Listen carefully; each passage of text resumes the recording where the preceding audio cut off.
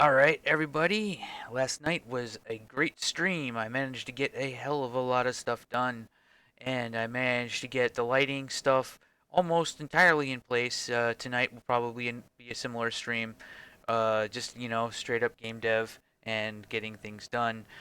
So let's see. Let me give myself permission to edit on the client side. And, okay, so now I am now in the editor mode. Fly back up again. And so basically, if you go into lighting mode, I'm gonna place a sky first. So let's see. So here's the sky light. Now you notice that the skylight is currently, facing horizontally, and you'll notice also too that I have like a details panel. Well, that's what I needed. That's the first thing that I need to do tonight is get the detail panels hooked up to the light. Once this is done, then I only need to get interactives in place and volumes in place. Volumes will be really easy because I don't even think volumes are going to need a details panel, and interactives might not either. I might not even bother to have details panels for interactive stuff. Well, I guess we'll have to see how that goes. This is also true probably. Well, triggers will need to have something because that'll include like trigger relays and multi-managers and stuff like that where the object actually has to have like a target and target names and and auto active and all that stuff. But anyway, so let's start getting some sunlight. All right, so you'll notice, let me select this so that it's aiming a little bit of a different angle. Okay, and now let me bring the light down a little bit. You'll notice up in the top left up there, the lighting is also, because it's a fully multiplayer environment. This is a multiplayer level editor, and thus you can place, when one person places the sunlight, everybody throughout the entire map gets a chance to see it happen at that very moment. So let's go to let's get some spotlights. Let's go into a darker area over here, and let's grab the other player so that you can see me doing stuff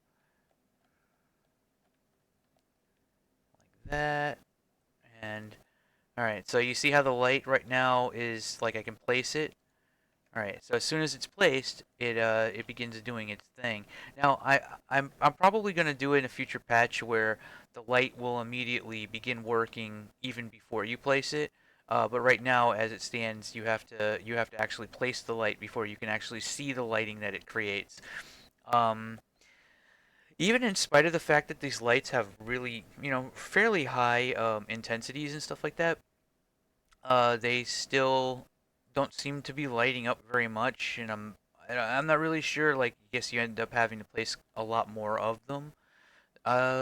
So I guess with that said, I gotta have to, make sure that it's like ambient lights that aren't casting shadows all the time, and I could duplicate a few of them around if that's the case, because they're a little bit, less expensive if they're not shadow casters.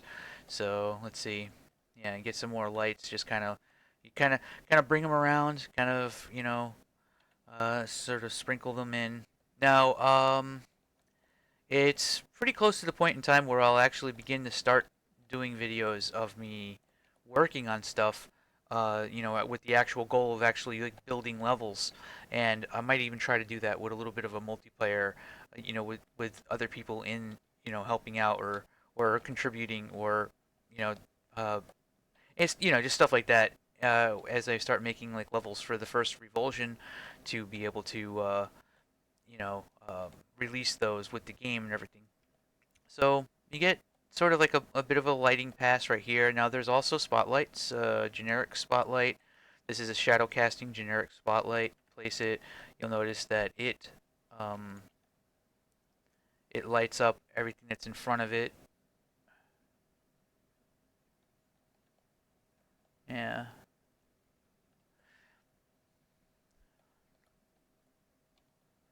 So let's see, what would be a good place to put?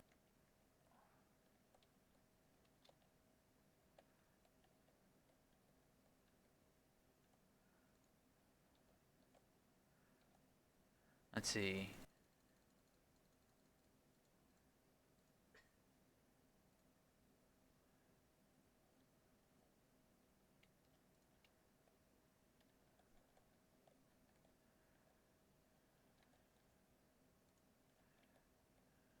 I don't know. That's actually kind of cool. Uh, yeah. So now that I have, I have this tool panel here, everything like that. Lighting should be in place tonight.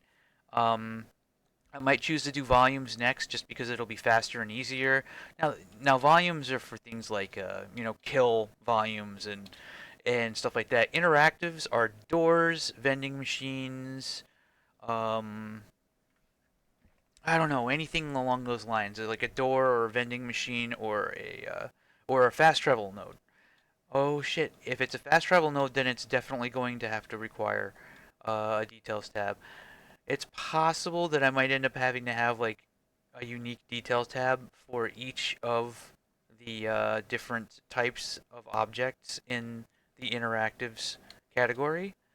Um, I guess if that's the case, then yeah, there's a little bit of complication that I can definitely see kind of cropping up there, uh, with that in mind. But so if I mean I can get into spawn point mode. I can place some pickups. I guess I've already kind of shown all this stuff already. You know, like if I want to have like armor shards, kind of chilling out over here, and like so the first game, so with Revulsion basically I I save all this stuff to a file, and then in the first Revulsion, I parse it. I parse the file, and I just grab all the stuff that I care about. The relevant things. I don't need to know who owns like which thing, and then I spawn those things in as optimally as possible, as sort of static objects that are not, that are not designed to move around and are much more efficient and will provide higher frame rates and stuff like that. Whereas the stuff that is in the editor is all replicating. These are all objects that I can manipulate and I can change around. I can do all kinds of stuff to them. So it's definitely coming along, and I am making a lot of progress on it. Um, yeah, I think that tonight I should be in pretty good shape for having the lighting and maybe something else like volumes or something like that in place. It's getting faster now. It's sort of accelerating. It's definitely actually accelerating, I think, because I set up the infrastructure for them to get it, and I'm kind of starting to turn it into a routine. There are still some silly bugs that I have to fix, but for the most part, everything is working out well. I'll have to fix the bug where the client can't see the names of other players. The server can see it just fine, but the client can't for some reason. So I'll figure that out. I'll try and get to the bottom of that. I don't know. Honestly, that right there is that same bug that I was talking about before, where it's grabbing the variable before the variable actually, before the server actually changes the variable, and then it just doesn't know to keep trying again. Maybe, uh, it's annoying. Um, with that said, I think, yeah, all right. Progress, progress, and more progress. We will have a working level editor very soon. Very, very soon. It's coming along. And I am backing up my work every day, so even a catastrophic failure will not stop me. Ha ha ha ha. Alright, is there anything else? There's really not much else. Give myself just like a second to think. Mm, let's see. Let me get a point light up here.